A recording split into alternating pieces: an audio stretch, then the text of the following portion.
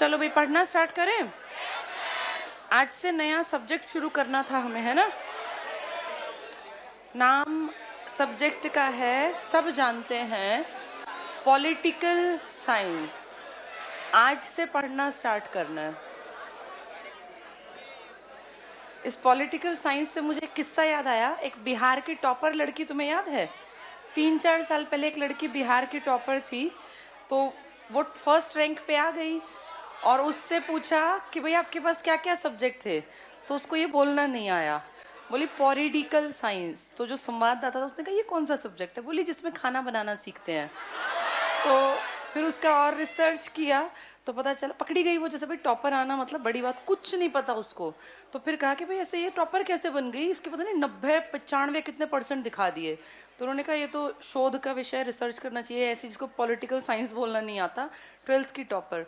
तो रिसर्च में पता चला उस लड़की ने अपने पिताजी से जिद की थी कि पिताजी मुझे ना फर्स्ट आना है, और पिताजी ने पूरे मतलब बिहार में ही फर्स्ट लाने में उसकी मदद की। पेपर लीक वीक करवा के भगवान जाने क्या करवाया, वो लड़की टॉपर बन गई। ये न्यूज में रहा था कई दिन तक कि बिहार का ये हाल है। यूट्यूब पे तुम देखना, तुम्हारा हंसते हंसते पेट में दर्द हो जाएगा। वो लड़की ऐसी टॉपर है, उसको ये बोलना नहीं आया ये क्या सब्जेक्ट है। तो अब जो यहाँ बैठे उनको ये बोलना आना चाहिए कि पॉलिटिकल साइंस है। उस एक किस्से को हमेशा याद रखा जाएगा। और जाके आज यूट्यूब पे उसका बड़ा मजेदार इंटरव्यू तुम देखना। बिहार टॉपर थी वो, मेरे ख्याल 2-3 साल। नाम मुझे कहाँ याद रहेगा, ऐसी कौन सी हस्ती है वो कि मैं नाम याद रखूं। लेकिन बिहार टॉपर थी वो 2-3 साल पहले। तो बड़ा मजेदार किस्सा था उसका। अब पिताजी की भी हिम्मत की बात है, मतलब हिम्मत की दाद देनी चाहिए कि देखो बच्ची को कहाँ तक पहुंचाया कि फर्स्ट आ। उसने तो कहा था स्कूल में फर्स्ट आ जाऊं मैं, ऐसा कर देना। पिताजी को ज्यादा ही शौक चढ़ा कि ये टॉपर ही बन जाए, इंटरव्यू लिए जाए। पकड़ी गई फिर वो। चलिए पॉलिटिकल साइंस पढ़ना स्टार्ट करेंगे। फैंस ऑन करा दें, और 15-20 मिनट बाद जब अगर फील होगा तब इसको चलवा देंगे। चलो पॉलिटिकल साइंस को अब शांति से समझो। साइंस क्या होती है? हाँ, विज्ञान का मतलब क्या होता है? कोई भी चीज इस जिसपे आप तर्क कर सके, सही क्यों है सही। जैसे एक तो होता है भाई हम कोई प्रथा हमारे घरों में है, तो हमारी दादी को मम्मी को हमने देखा तो हम कहते हैं ऐसा क्यों, कहते हैं चुप रहो ऐसा ही होता है। बहुत बार सुनते थे ना, तो हमें लगा भाई ऐसा ही होता है। यानी वो उस चीज के पीछे हमें क्या नहीं देते थे, जबकि तर्क हर चीज का होना चाहिए, क्योंकि तभी आपकी समझ का विकास होता है। सिर्फ चला आ रहा है इसीलिए हम इसको आगे चलाएंगे, ये गलत है। इससे दिमाग का विकास बंद हो जाता है। तो विज्ञान वो है जिसके लिए तर्क दिया जा सके, या जिसका कोई भी पीछे कारण होता हो।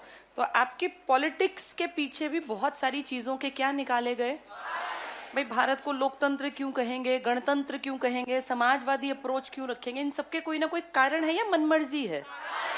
तुम सब हिस्ट्री पूरी तरह से पढ़ के आए हो, एंशिएंट हिस्ट्री, और तुम जानते हो जो हमारा प्राचीन भारत था, क्या इसमें किसी भी चीज के बहुत 100% कारण थे या राजाओं की मर्जी थी?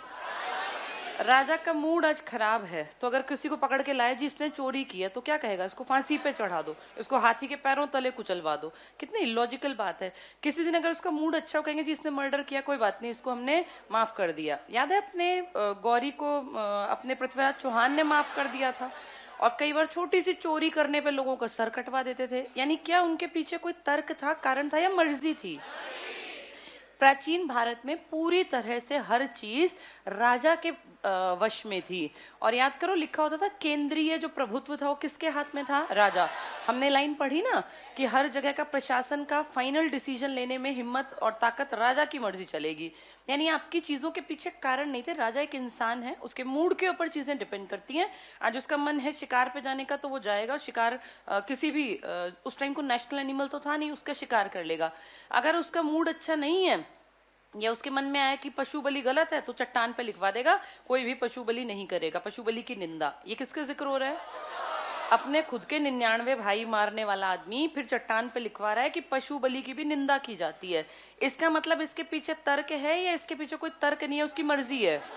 उसकी मर्जी, उसका मन करेगा लड़ाई करेगा, उसका मन करेगा बौद्ध धर्म का प्रचार करेगा, उसका मन करेगा मंदिर तुड़वाएगा, उसका मन करेगा दान देगा। इन सबको आप क्या कहते हैं? क्या इन सबके पीछे कोई तर्क दिया जा सकता है? नहीं। हर चीज के पीछे जब तर्क दिया जाए ना तो साइंस का जन्म होता है। और हम अपने आप को लकी माने कि हमारे देश में जो पढ़ाया जा रहा है वो पॉलिटिकल साइंस है। वो अलग बात है कि ऐसा देखने में है, रियलिटी में नहीं है, लेकिन फिर भी किताबों में जो आप पढ़ रहे हो ना, ये साइंस के नजरिए को डेवलप कर रहे हैं, यानी हर चीज का क्या बताया जाएगा। और इसलिए छठी क्लास से स्टार्ट होता है बच्चा पढ़ना, मौलिक अधिकार, जनतंत्र, गणतंत्र, लोकसभा, पार्लियामेंट, पंचायत, ये सब सुने हैं ना तुमने। अपने आसपास छठी, सातवीं, आठवीं की किसी भी स्कूल की, सरकारी स्कूल की, प्राइवेट की किताब उठा के देखना, यही चैप्टर्स है उनमें। सोशल में मौलिक अधिकार क्या होते हैं, सरकारें कैसे काम करती हैं, छोटे लेवल पे सब कुछ समझाया, ताकि बच्चे को हर चीज का क्या पता चल जाए और वो तर्क देने सीखे, वो समझे कि भारत कैसे है, भारत क्यों लोकतंत्र है, क्यों समाजवादी है, या धर्मनिरपेक्षता का क्या मतलब है।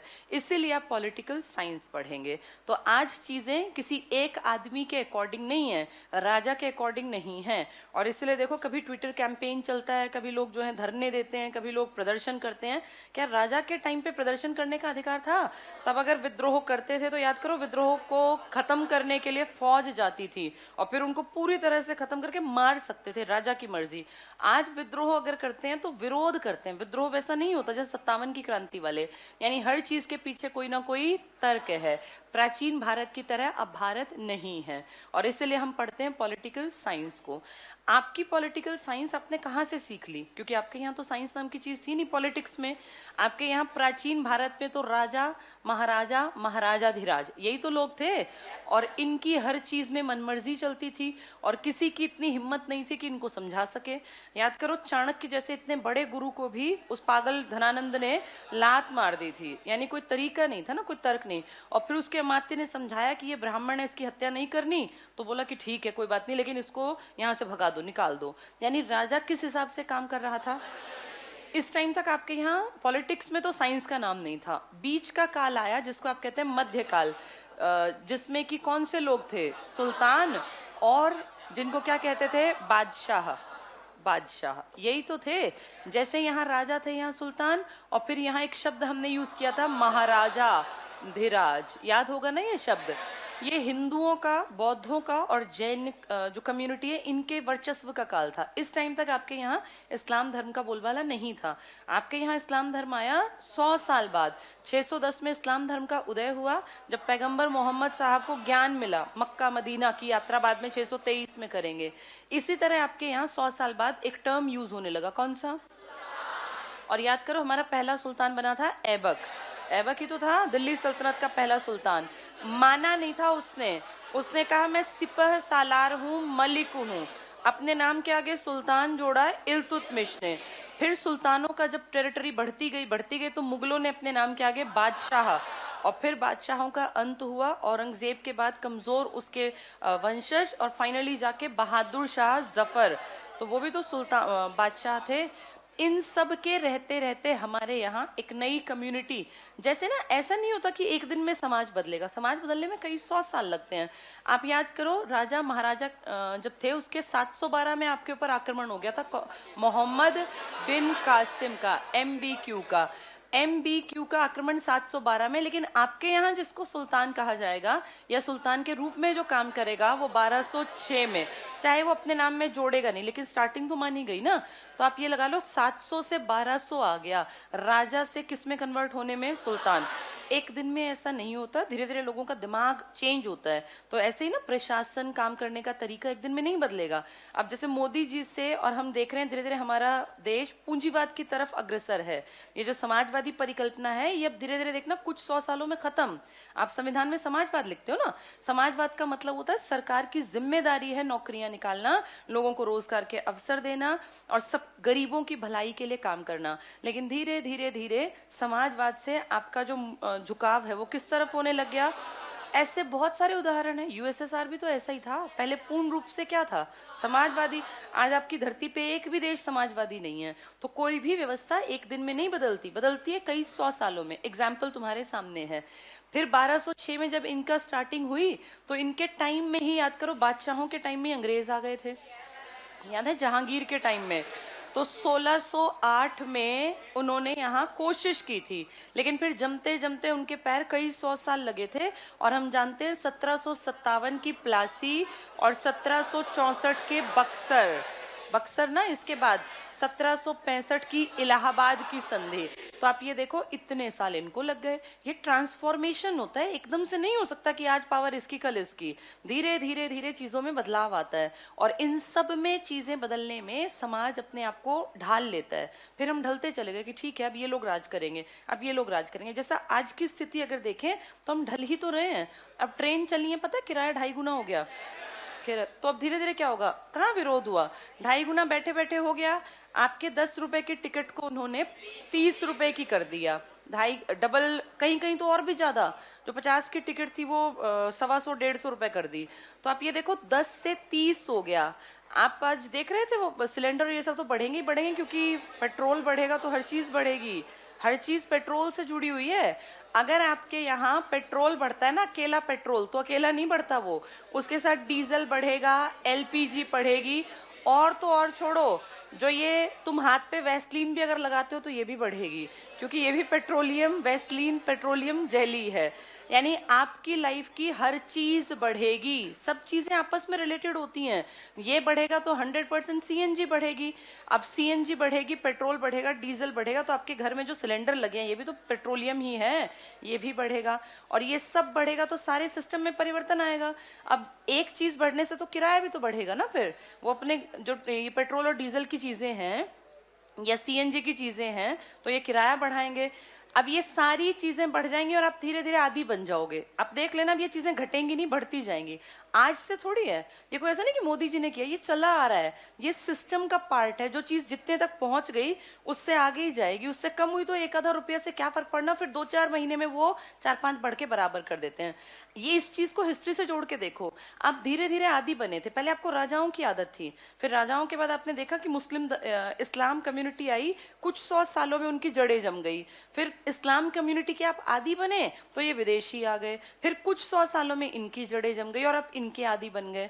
तो इस तरह से सिस्टम बदलने में एक दौर लगता है। ये कभी 500 साल हो सकते हैं, कभी 100 साल हो सकते हैं। उदाहरण तुम्हारे सामने दे दिए। अब जिस युग में तुम जी रहे हो, जिसको हम कहते हैं कि आधुनिक काल है, और जिसमें हम मानते हैं कि हमारी खुद की सरकार है, क्योंकि अंग्रेज तो यहाँ राज कर गए थे 1757 में कोशिश करके और 1947 तक। लेकिन 47 में जब ये गए तो उस टाइम पे सिस्टम हमें सौंप गए थे। ये कोई आजादी आपकी छीनी हुई या आपकी हासिल की हुई नहीं है, ये ट्रांसफॉर्मेशन ऑफ पावर है, सत्ता का हस्तांतरण कर गए। हमेशा से होता है, अभी इतिहास उठा के पढ़ लिया हमने, देख लिया कैसे सत्ता राजाओं से महाराजाओं के पास, महाराजाओं से सुल्तानों के पास, सुल्तानों से बादशाहों के पास, फिर अंग्रेजों के पास और फिर आपके पास। वायसराय ने तो आपको कहा था कि अब आप राज करेंगे। 1947 में अंग्रेजों ने अपने जाने से पहले, इन सब का भी कारण था, पूरा वर्ल्ड घिरा हुआ था सेकेंड वर्ल्ड वॉर में, 1939 से 1945। और इस दौर में ये क्लियर था कि जो भी जीतेगा उससे कोई फर्क नहीं पड़ना, क्योंकि कमजोर पूरी दुनिया होने वाली है। क्योंकि विश्व युद्ध जब भी होगा नुकसान बड़े पैमाने पे करेगा, चाहे भारत की बात करें या किसी भी देश की। और इसमें लड़ने वाले 2 बड़े ग्रुप्स थे, जिनमें एक थे ABC RF और एक JGI। America, Britain, China, Russia, France, Japan, Germany, Italy. ये देखने में तो 8 लड़ रहे हैं, लेकिन इनके साथ लड़ने वालों में 62 देश हैं। तो तुम खुद सोचो कितने लोग हैं जिनका नाम ही नहीं लिया जाता, जिनमें से हम भी एक हैं। ढेर दुनिया लड़ रही है। ये 62 में लड़ने वाले मेन जो आपस में लड़ रहे हैं वो 8 लोग हैं, लेकिन नुकसान पूरी दुनिया को है, इसलिए वर्ल्ड वॉर कहलाता है ये। इस वर्ल्ड वॉर में कहने को तो ये ग्रुप स्टार्टिंग में बहुत हावी रहा। 1939 से 1942 तक लगभग इन्होंने ये था कि यही जीतेंगे, ये उनपे हावी रहे, ABC RF पे। लेकिन फिर समय बीता, इनके सारे हथियार जितने इन्होंने इकट्ठे कर रखे थे कम पड़ने लग गए। ये हो गया कि अब सारी चीजें खत्म। भाई 7-8 साल कितना लड़ोगे? लड़ाई होती है कुछ महीनों की अगर देशों में हो, ये तो हद से ज्यादा 6-7 साल हो गए लड़ते लड़ते। तो इतने बम, इतने पिस्तौल, इतनी गोलियां बना के थोड़ी रख रखी थी। अब ये चीजें खत्म होंगी और ये हारने की कगार पे आएंगे। तो ये क्या करेंगे, ये अटैकिंग मोड से डिफेंसिव मोड में आ जाएंगे। पहले ये अटैकिंग मोड में थे कि हम हावी हैं। फिर ये धीरे धीरे सोचेंगे कि यार अपने बम उतने ही वहां पे गिराने अमेरिका रशिया पे, अगर वो जवाबी कार्यवाही करें। पहले ये लगभग शांत बैठे थे, अब ये देखेंगे कि इनके पास जितना ये युद्ध का सामान था कम पड़ेगा, अब वो अटैकिंग मोड में इनके ऊपर अटैक करेंगे और इनके संगी साथियों पे, और ये पीछे पीछे भागते जाएंगे और फाइनली दुबक जाएंगे। और इनका जो लीडर था सबसे बड़ा, जिसको आप कहते हैं जर्मनी, जिसमें कौन था, जब स्थिति हाथ से निकलने की कगार पे आएगी, 2 साल ये खींचेगा चीजों को, लेकिन जब ये होगा ना कि बस अब तो भैया पकड़ा जाना निश्चित है, अब हम हारेंगे, कंफर्म है, तब ये सुसाइड कर लेगा। और इसके सुसाइड से ये दोनों देश एकदम से ये हो जाए कि ये क्या हुआ, क्योंकि जो हमारा लीडर था अगर वही मर गया, आत्महत्या कर ली, तो ये मैसेज है कि अब कुछ नहीं बचा। और इसलिए मुसोलिनी जो कि इटली का है, इसके यार दोस्त, इसके जो बड़े बड़े नेता हैं, वो मिलके इसका मर्डर कर देंगे। और जापान जो है वो कुछ कोशिश करेगा, वो ना डूबते हुए बिल्कुल लास्ट की भाई एक कोशिश की जाए, उस कोशिश में वो कई गड़बड़ियां करेगा और फाइनली जाके वो ये देखेगा कि भाई मेरे बस की है नहीं। और तब तक अमेरिका ठान चुका है कि इसको जापान को सबक सिखाना है, इसीलिए 6 अगस्त और 9 अगस्त हिरोशिमा और नागासाकी, और फाइनली 14 अगस्त को 5-7 दिन बाद इसने सरेंडर कर दिया और इसने कहा मुझे अब नहीं लड़ना। और ये वही दौर था जब आपके देश में सुभाष चंद्र बोस इनकी मदद की तरफ, मतलब इनकी तरफ देख रहे थे कि ये हमारी मदद कर दें। किसकी तरफ? जब जापान हार की कगार पे आया ना, तब हमें बहुत उम्मीद थी कि हमारी मदद करेगा, क्योंकि हमारे यहाँ राज कर रहा था ब्रिटेन, और जापान अगर हमें मदद करता है तो सुभाष चंद्र बोस की इंडियन नेशनल आर्मी, ब्रिटिशर्स की जो फौज है, इनको उखाड़ने में हेल्पिंग हैंड हो सकती है। और जापान ने खुले दिल से स्टार्टिंग में कहा भी था कि मैं तुम्हारी मदद कर दूंगा, एयरफोर्स के जितने प्लेन्स हैं ये मैं मुहैया कराऊंगा, क्योंकि उसके इलाके के पास पड़ता था नॉर्थ ईस्ट का इलाका। लेकिन फाइनल मोमेंट पे आके जब उसके खुद के शहर बर्बाद हो गए, तो उसने कहा मेरे पास इतना टाइम नहीं है और ना मैं अपनी रसद यहाँ बर्बाद करूंगा, इंडिया से लड़ना या इंडिया के लिए फेवरेबल कंडीशन मैं नहीं क्रिएट कर सकता। और इसीलिए जीते हुए असम मणिपुर के इलाके को भी छोड़ के वापस जाना पड़ा था। भारतीय ये जो आजाद हिंद फौज थी ना, INA, इसको वापस निकलना पड़ा था। तो 6 और 9 अगस्त ने सारा पासा पलट के रख दिया।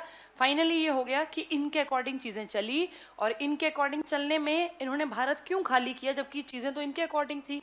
क्योंकि ये इन 7 सालों में लड़ते लड़ते लड़ते इतने परेशान हो गए कि इनके मन में आया कि इंडिया का इतिहास जब इन्होंने देखा, ये बहुत समझदार लोग थे, ये एक फैक्ट है, 1920 को उठा के देखा, 1930 को देखा, 42 को देखा।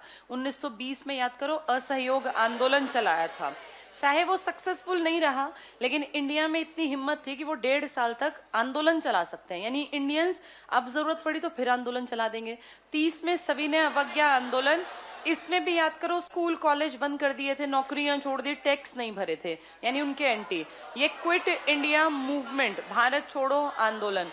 अब अंग्रेजों को लगा कि इंडियंस को हद से हद हम कितने दिन अपने कंट्रोल में रखेंगे, अब ये फाइनली कभी ना कभी 5 साल 10 साल बाद कोशिश करेंगे और ये विद्रोह करेंगे, क्योंकि अब इनको पता चल गया कि भाई भारत को आजादी चाहिए। तो इससे बढ़िया है कि अपनी इज्जत को अपने हाथ से हम ना गवाएं, अंग्रेज सोच रहे हैं, और इंडिया को बहुत इज्जत के साथ छोड़ के जाएं। इसीलिए 1945 में सेकेंड वर्ल्ड वॉर खत्म होते होते अंग्रेजों ने अपनी एक नीति बना ली कि जितने दक्षिण एशियाई देश हैं, सिर्फ हम थोड़ी थे, इनके तो गुलाम ढेर थे, पूरी दुनिया पे इनका राज था। इन्होंने धीरे धीरे धीरे अगले 2 सालों में ना बहुत दुनिया को आजाद किया। 1947 से आप इतिहास उठा के पढ़ना, 48-49 में सिर्फ भारत आजाद नहीं हुआ, कम से कम अड़ोस पड़ोस के 10-12 देश आजाद हुए। तो अगर तुम ये सोचो कि हम आजादी छीन के लाए हैं, तो तुम्हारी आजादी छीनने में वो 10-12 को क्या हुआ, वो भी क्यों एक्टिव हुए? क्योंकि ये कायदे से आजादी छीनी नहीं गई है, ना आजादी ली गई है, ये आजादी उन्होंने ट्रांसफर कर दी कि पावर हमारे हाथ में थी, हम यहाँ नहीं रहेंगे, अपनी पावर तुम अपने आप चलाओ। इसीलिए भारत की आजादी अचानक से देखी गई है। नहीं तो तुम खुद देखो, 42 के आंदोलन को तो फेलियर माना जाएगा ना, इससे तो अंग्रेज नहीं डरे, फिर वो अपने आप 47 में क्यों चले गए, जबकि 45 में तो हमने कुछ किया ही नहीं। हाँ, एक विद्रोह कह सकते हैं जो INA वाले, ये नौसेना वाला हुआ। अब हम लोग कह देते हैं कि नौसेना विद्रोह से वो डर गए, लेकिन ऐसा तो नहीं ना कि इससे पहले आपने विद्रोह नहीं किए थे। ये कड़वी सच्चाई है कि इससे पहले आपने ढेरों विद्रोह कर रखे हैं, पता नहीं कितने विद्रोह हुए, कभी मोपला विद्रोह, कभी संथाल विद्रोह, बहुत विद्रोह किए। लेकिन अब अंग्रेज ये समझ चुके थे कि अब जनता बहुत लंबी हमारी बातों को मानेगी नहीं, अब हम हद से हद यहाँ 5 साल 7 साल के मेहमान है, जाना पड़ेगा।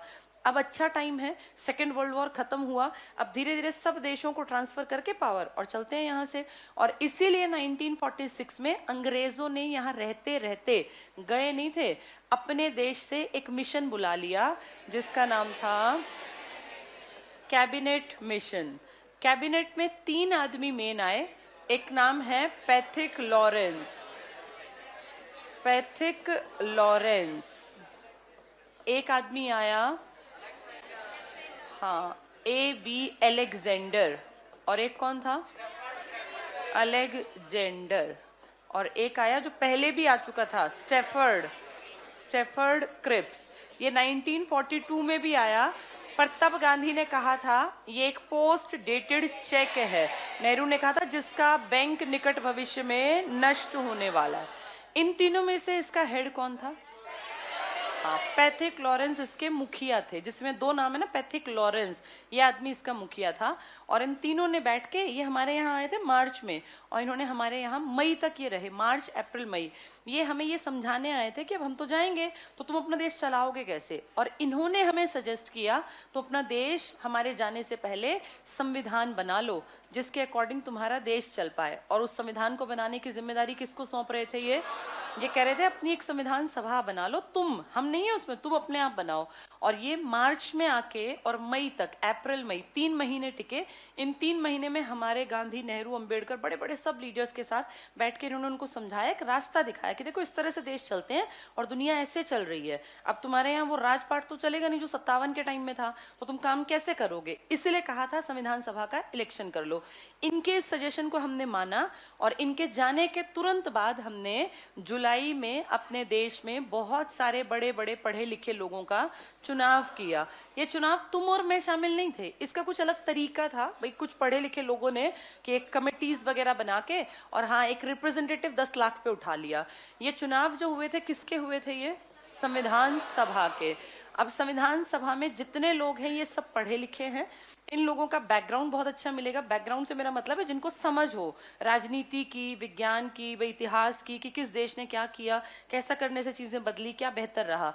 तो संविधान सभा का इलेक्शन हुआ जिसमें उस टाइम पर आपकी आबादी लगभग 40 करोड़ थी। जब ये सब चल रहा था तो आबादी लगभग 40 करोड़। अंग्रेजी तो गिनते थे हमारी गिनती, इन्होंने 1941 में गिनती की होगी जिसमें हमारी लगभग आबादी रही होगी 35-37। तो इन्होंने अंदाजन कहा कि तुम 40 करोड़ हो। इस हिसाब से अगर 10 लाख पे एक आदमी चुना जाएगा, एक सदस्य, तो तुम्हारे लगभग 400 आदमी चुने जाने चाहिए। फिर फाइनली डिसाइड हुआ 389 सदस्य तुम्हारे इस पूरे एरिया से आने चाहिए। इस 389 में से बाद में पाकिस्तान भी तो बनेगा, क्योंकि अगले ही साल जाके वो पाकिस्तान भी बन जाएगा।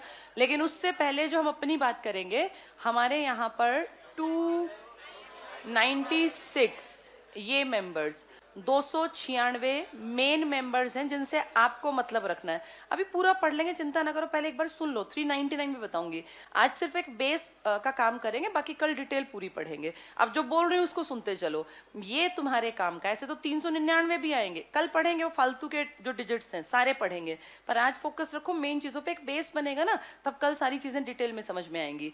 389 सदस्य फाइनल थे आपके, जिनके लिए था कि भाई इतने लोग होने चाहिए।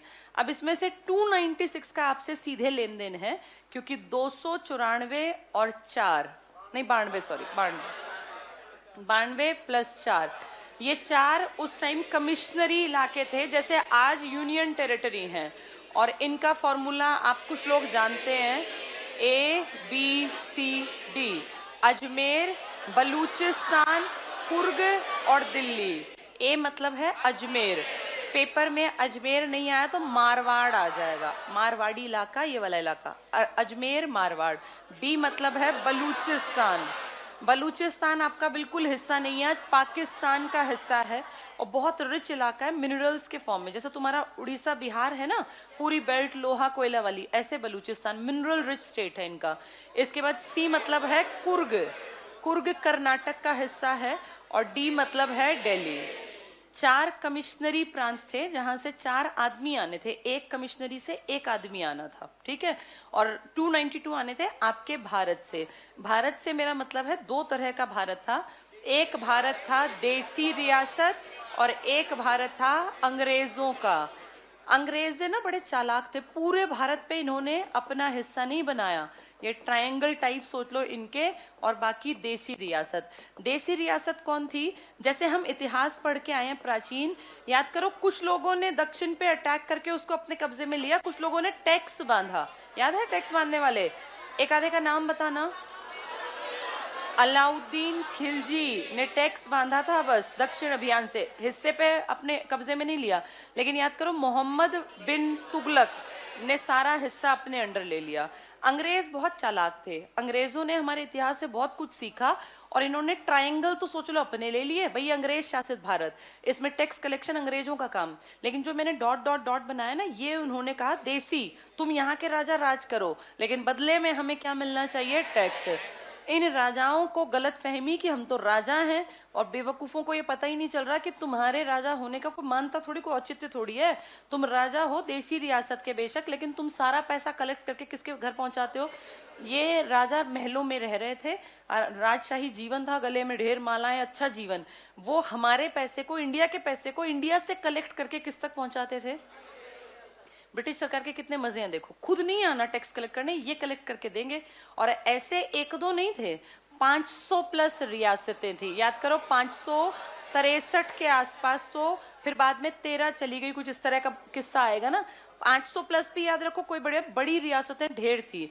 अब ये सब हम 500 याद कर लेते हैं, 550 नियर अबाउट, क्योंकि अभी हमारा ध्यान समझने पर है, आंकड़े कल पढ़ेंगे। ये देखो इतने सारे राजा हैं, और एक एक राजा कई कई लाखों रुपए उस टाइम पर कलेक्ट करके किसको पहुंचाता है? अंग्रेजों को। तो अंग्रेज जब यहां से गए तो बोले भाई हमें नहीं पता, तुम अपना देख लो, राजा क्या करोगे और हमारा हिस्सा क्या करेगा। तो जो अंग्रेज शासित भारत है वो तो ऑब्वियस सी बात है कि स्वतंत्र भारत बनेगा, आजाद भारत बनेगा, क्योंकि अंग्रेज चले गए। अच्छी बात है, वहां की प्रजा अपने आप सोचेगी कि हमारे ऊपर कैसा राज हो। लेकिन जो ये देसी राजा हैं, ये कहीं जाने वाले थोड़ी हैं, ये तो भारत के हैं। अंग्रेजों के जाने से इन पे क्या असर आना, ये तो उन्हीं महलों में रहेंगे और ये वैसे ही राजशाही अंदाज में जिएंगे। लेकिन अब ये भारत का हिस्सा बनना चाहते हैं कि नहीं चाहते, या ये क्या भारत का हिस्सा बनाए जाएंगे? और अगर ये हिस्सा बनाए जाएंगे तो क्या ये टैक्स कलेक्ट कर पाएंगे? और अगर टैक्स कलेक्ट करेंगे तो किसको देंगे? बहुत सारे क्वेश्चन थे, और इसीलिए कहा गया कि सब लोगों को मिल बैठ के किसका हिस्सा बन जाना चाहिए? सभा का। बैठ के डिसाइड तो कर लो कैसे पैसा आएगा, कहाँ जाएगा, टैक्स कलेक्शन कौन करेगा, क्योंकि अब तक तो या तो राजा करते थे या अंग्रेज। राजा टैक्स कलेक्शन करके अपना खूब शाही खर्चा करके, और कुछ पैसा किसको देते थे? अंग्रेजों को। अब क्या कुछ पैसे से भारत सरकार चल जाएगी आगे, या भारत सरकार इन राजाओं को खत्म करेगी? बहुत बड़ा क्वेश्चन मार्क था। इसीलिए संविधान सभा जरूरी थी बनानी, ताकि इनके मन में क्या है ये भी तो पता चले ना, राजा क्या चाहते हैं। 500 प्लस रियासतें कम नहीं होती, आधे से ज्यादा भारत, बड़ा भारत, 33% कहते हैं आबादी थी इनकी। तो इसीलिए कहा गया कि संविधान सभा में सबको बुलाओ, और इसीलिए संविधान सभा में आपके कौन कौन लोग आए मेनली? अगर हम मोटी बात समझें तो सबसे पहले तो कांग्रेस की बात करें, क्योंकि भारत के लिए जो सबसे बड़ी पार्टी, जो सबसे बड़ी ऑर्गेनाइजेशन काम कर रही थी वो कांग्रेस थी, जिसने कहा था भाई हमें देश आजाद चाहिए। लेकिन इस कांग्रेस के पैरेलल आपके यहाँ क्या काम कर रही थी? और याद करो, देसी रियासतें कांग्रेस की बात नहीं मानती थी। देसी रियासतें, हमने इतिहास पढ़ा था तो हमने देखा था देसी रियासतों में लोगों ने देखो आंदोलन भी चलाए थे 1946 वगैरह में कि हमारी अपनी सरकार हो। यानी देसी रियासतें जरूरी नहीं है कि किसकी बात माने ना माने, कांग्रेस के एंटी चली जाएं, तो ये प्रॉब्लम थी। और तीसरी बड़ी दिक्कत हो सकती थी एक बड़ी कम्युनिटी जिसको हम कह रहे थे मुस्लिम लीग। ये दोनों तो बहुत ही ज्यादा टक्कर में थी स्टार्टिंग से, और अब तीसरे लोग कौन उभर आए थे? देसी। इसीलिए संविधान सभा के इलेक्शन में बहुत ध्यान से सबका ध्यान रखना था। ये एक तुष्टीकरण भी था कि सब खुश रहें, क्योंकि अगर एक भी खुश नहीं हुआ तो नुकसान होगा। मुस्लिम लीग को खुश नहीं रखा तो भी दिक्कत है, क्योंकि भारत की एक बड़ी आबादी मुसलमानों की है। अगर देसी रियासतें खुश नहीं रखी तो 33% भारत तो इन्हीं के पास है, तो भी दिक्कत है। इसीलिए बहुत सोच समझ के प्लान किया, और 292 प्लस 4, इस 292 में क्या मुस्लिम लीग भी है या नहीं है? कितने थे मुस्लिम लीग के मेंबर? 73 आदमी थे इसमें, 73। मुस्लिम लीग इसके मेंबर्स के साथ है, आएगी नहीं अलग बात है, लेकिन इसके मेंबर्स के साथ है। इसमें मुस्लिम लीग ऐड है इसमें, और कांग्रेस भी इसमें ऐड कर रखी है। तो कांग्रेस के 208 आदमी थे और 73 इसके, 73 इनके, कितने हो गए ये टोटल मेंबर्स? लास्ट में जो निकलेंगे 289 बनाने हैं हमें। अभी हम 389 की बात करते हैं, उनको थोड़ी देर भूल जाओ क्योंकि उसमें देसी की बात करेंगे। 289 बनाने हैं। तो एक कम्युनिस्ट पार्टी का आ गया, एक स्वतंत्र उम्मीदवार आ गया, जो इस तरह के छोटे मोटे थे ना सारे, ये मिलके टोटल कितने लोग आ गए? 289। दो हिस्से याद रखना, एक कांग्रेस का बड़ा हिस्सा है और एक मुस्लिम लीग का। अब दिक्कत कौन देंगे? देशी रियासतें अब एक असमंजस में हैं क्योंकि इनको आदत पड़ी हुई है टैक्स कलेक्ट करके अपनी जेब में रखने की, और कुछ हिस्सा ये किसको देते थे? अंग्रेजों को। तो अगर अब इनको भारत सरकार जो बनेगी आगे वो लालच ना दे तो ये एंटी हो जाएंगे, और बहुत ज्यादा लोग हैं तो इनका विरोध बड़ा नुकसान करेगा। इसीलिए भारत सरकार ने उस टाइम क्या कहा कि जो भी अपनी देशी रियासत को भारत का हिस्सा बनाएगा हम उन्हें एक बड़ा अमाउंट देंगे, बहुत बड़ा अमाउंट, और ये अमाउंट रखा कहलाएगा प्रीवी प्रीवी पर्स। प्रीवी पर्स। भाई तुम प्रिंसली स्टेट हो, तुम्हारे यहाँ कभी तुम्हारे बाप दादा परदादा राजा महाराजा रहे हैं तो तुम्हें कुछ हक मिलने चाहिए। जो हमारी बनने वाली सरकार थी ना वो आजादी के टाइम पे कह रही है इस बात को कि हम तुम्हें क्या देंगे? प्रीवी पर्स। इस प्रीवी पर्स में करोड़ों रुपए दिए जाएंगे और उनपे कोई टैक्स नहीं लगेगा, हमें कोई फर्क नहीं पड़ता तुम करोड़ रुपए का कुछ करो, लेकिन ये प्रॉपर्टी तुम्हारी जो है ये किसका हिस्सा बनेगी? भारत का। यानी अब 500 प्लस रियासतें क्या कहलाएंगी आने वाले टाइम में? भारत। सारे देसी राजाओं ने अपनी मीटिंग्स की होंगी और उन्हें लगा होगा कि भैया भारत तो बनना ही पड़ेगा, क्योंकि देखो अब टाइम नहीं है कि हम अलग हों और छोटी छोटी रियासतें चलाएं। अंग्रेज चले गए और अब भारत एक बनेगा, तो वो फूट डालो राज करो की नीति खत्म हो जाएगी। इसलिए सबको लगा कि किसका हिस्सा बनना ठीक है। वैसे भी भारत से ना भागना बड़ा मुश्किल है। अगर आप किसी और देश की स्थिति देखें तो ठीक है, अलग होना आसान है। आपके तीन तरफ तो पानी, आप कहाँ भागोगे? अब मान लो ये कह दे, ये हैदराबाद कह रहा था ना मैं नहीं हिस्सा बनता भारत का, तो कहाँ जाएगा? भारत का हिस्सा नहीं बनेगा तो कहाँ जाएगा? जब फौज यहाँ आएंगी तो कहाँ भागेगा? पानी में भाग के कहाँ जाएगा? निकाल देंगे, वहां फौज तैनात हो जाएगी। कोई ऑप्शन ही नहीं है आपके पास, क्योंकि आपके पास आसपास का एरिया ऐसा है कि आप कहीं जा नहीं सकते। हिस्ट्री पढ़ी हुई है, याद करो, मंगबरनी भाग के तुम्हारे देश आ गया था क्योंकि पानी नहीं था वहां, है ना, भागता भागता यहाँ तक आ गया। ऐसे ही हमने पढ़ा था यलदौज भी हमारे यहाँ आया। आप कहाँ जाओगे? दक्षिण भारत में कहाँ भागोगे? आसपास पानी पानी है, कोई ऑप्शन नहीं है। इसलिए आपको फाइनली ना चाहते हुए दक्षिण को तो पूरे को किसका हिस्सा बनना पड़ेगा, और इसीलिए दक्षिण में पावर का यूज करके इनको डरा धमका के भारत बनाया गया। हमें जो डर था ना कि कौन भाग सकते हैं, ईस्ट बेल्ट वाले, क्योंकि ईस्ट बेल्ट वाले किससे लगते हैं? कह दें कि हम पाकिस्तान का हिस्सा बनेंगे तो हम क्या करेंगे? पाकिस्तान की तो प्रॉपर्टी बढ़ जाएगी, और इसीलिए इनको तुष्टीकरण की नीति से कोशिश करके बहला फुसला के समझा के जैसे भी बन पड़ा इनको अपने हिस्से में किया। 12-13 रियासतें चली गई थी पाकिस्तान, क्योंकि वहां बाहुल्य मुस्लिम कम्युनिटी थी। मुस्लिम हमारे यहाँ भी बहुत ज्यादा थे, इसलिए कहा गया कि जहां मुसलमान ज्यादा है, दो इलाके थे, एक तो पंजाब में मतलब सिख कम्युनिटी के भी दो पार्ट है ना, एक पंजाबी जो पाकिस्तान के हैं, ऐसे ही एक सिंध का इलाका दुखी करेगा, वो तो खैर पाकिस्तान में चला गया, और एक बंगाल का। तो इसलिए देखो दो पंजाब बने थे, एक पूर्वी पंजाब और एक पश्चिमी पंजाब, और दो बंगाल बने थे, एक पूर्वी बंगाल और एक पश्चिमी बंगाल। आपको पूर्वी पंजाब मिला है और पश्चिमी बंगाल मिला है। पूर्वी पाकिस्तान के पास चला गया पंजाब, ये पश्चिमी सॉरी। आपका देखो पंजाब के दो हिस्से मान लो, ऐसे ही बंगाल के दो हिस्से मान लो। पंजाब का इधर का हिस्सा ये पूर्वी होता है ना, और ये पश्चिमी, इधर वाला पूर्वी और इधर पश्चिमी। तो आपको पूर्वी पंजाब मिला और पश्चिमी बंगाल मिला। इन दोनों में ज्यादा गड़बड़ थी। और देखो याद करो जब 47 की मारकाट हुई थी तो ये सबसे ज्यादा प्रभावित इलाके थे, पता है तुम्हें ये बात? यहाँ इतने लोग आए थे क्योंकि इनके गांव ना उस तरह से नहीं बसे हुए थे कि भाई ये डिवीजन से बसे हो। ऐसे गांव थे जिनकी लोकेशन ऐसी थी कि बड़ा हिस्सा भारत के हिस्से में और छोटा पाकिस्तान में। तो अब कुछ गांव जो थे वो पाकिस्तान का हिस्सा बन गए, तो मार काट में तो बहुत फंसे लोग। जिन गांवों में स्थिति ऐसी थी कि बिल्कुल आर पार की, वहां तो लोगों का बहुत बुरा हाल हुआ। अब पूरी प्रॉपर्टी जिस तरफ है वो तुरंत रात में खाली करना है, क्योंकि रात में दंगे स्टार्ट हो गए। तो अपने घर बार मकान दुकान अपने ऊपर सोच के देखो, जहां तुम रह रहे हो तुम्हारा एक घर है, चाहे वो टूटा फूटा 2 कमरे का है, सर पे छत तो है, गांव का कोई खेत कोई भी तुम्हें बस ज्यादा जमीन नहीं है, 1 बीघा ही है, लेकिन है तो अपनी, वो रातों रात छोड़ के भागना पड़े और दूसरी जगह कुछ नहीं है तुम्हारा।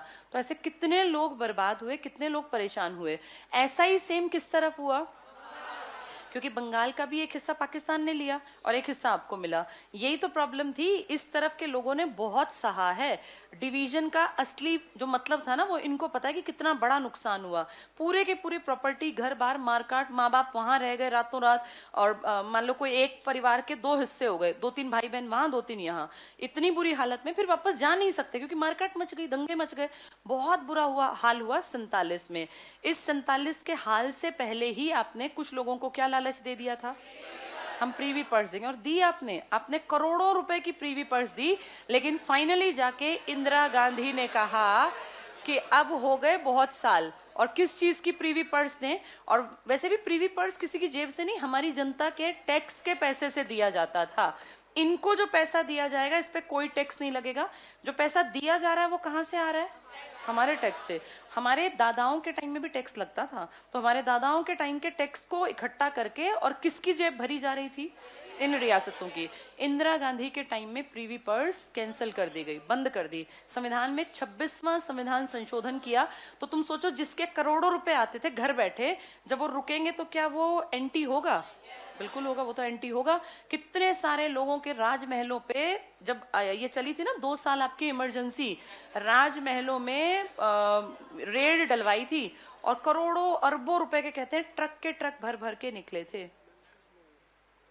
अच्छा ठीक है, तो ट्रक के ट्रक भर भर के यहां से निकले थे, और इतना पैसा इकट्ठा हुआ था। लेकिन आज तक वो पैसा किसी को पता नहीं है, क्योंकि इमरजेंसी में आप क्वेश्चन नहीं कर सकते थे। तो इस तरह से तुम्हारे देश में 3 कम्युनिटी तुम्हें समझनी है, एक मुस्लिम लीग, एक देसी रियासतें, और एक जिसको आप क्या कह रहे हैं, एक जिसको आप कह रहे हैं कांग्रेस। देसी रियासतें कितनी सीट थी इनके पास, 93, इनके पास 73, और इनके पास ये सीटें थी, ठीक है 208, सॉरी, हाँ, अच्छा वो मैंने गलती से उसको भी ऐड कर दिया, 208। ये और ये राजनीतिक पार्टी हैं दोनों। देशी रियासतें राजनीतिक पार्टी नहीं है, भारत के बंटवारा जिनमें हुआ उनमें से 2 हिस्से हैं। इतनी बातें समझ में आ गई। हाँ, ये एक बेस है कि क्यों हमें जरूरत पड़ी इस इलेक्शन की, और क्या फर्क पड़ा इस इलेक्शन के होने और ना होने का। चलो आज इतना ही पढ़ेंगे। अब से तुम्हारी क्लासेस ना 45 मिनट्स की गई हैं, ताकि सब टीचर्स को मौका मिल जाए। अपने सिलेबस सबके इतने जरूर हो जाएंगे, पेपर आए तो दिक्कत ना हो। तो अब थोड़ा थोड़ा रोज पढ़ेंगे। कल पॉलिटिकल साइंस की ये वाली बुक ले लेना। अब थोड़ी डिटेल से पढ़ेंगे। हाँ ले ली, बहुत अच्छी बात है। इससे पढ़ना स्टार्ट करेंगे डिटेल से।